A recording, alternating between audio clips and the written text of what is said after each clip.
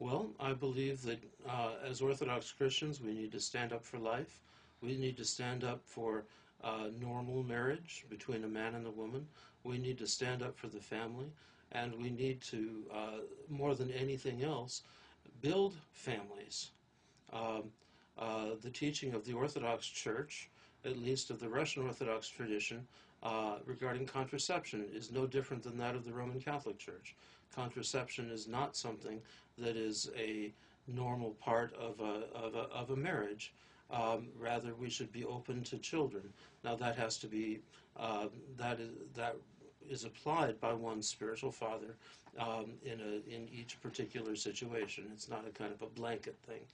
But the ideal for Orthodox Christians is to have families and as many children as God opens us to. The whole basic spiritual task is to overcome selfishness.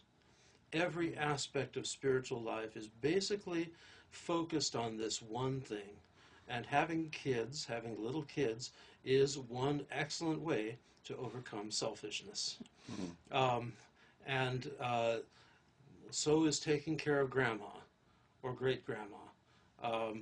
So is the supporting your parents when they're in need. So is support, just as you would care for a little child, so also we may have to care for our parents.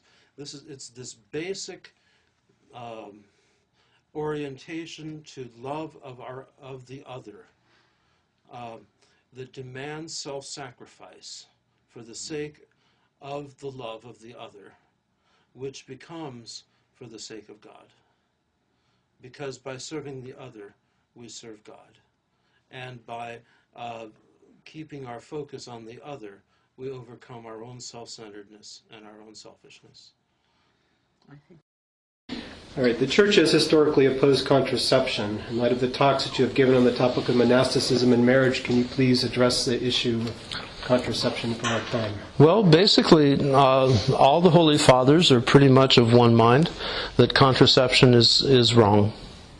However, the Orthodox Church does not have the same kind of discipline as the Roman Catholic Church regarding it, but rather it's up to the discernment of the spiritual father of the couple. Normally, in marriage, a couple should be totally open to receiving the gift of children.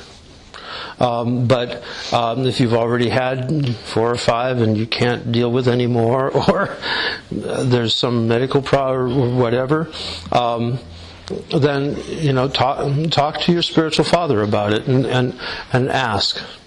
But one of the things that's really important is that sex not be used simply as some kind of hedonism, but rather it's the highest motive of communion between a husband and a wife, and so it's not just hedonistic kind of self-gratification.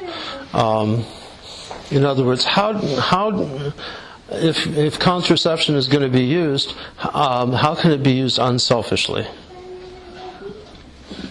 Is there any concern about the type of contraception? Oh, that's very important. There are certain types of contraception that create abortions, where the fertilized egg, which is the fetus, which is already a child, is aborted within the womb. These kinds of contraception, and that's what the morning after pill and all these other kinds of things, certain kinds of devices. These the Church do not accept because they create an abortion.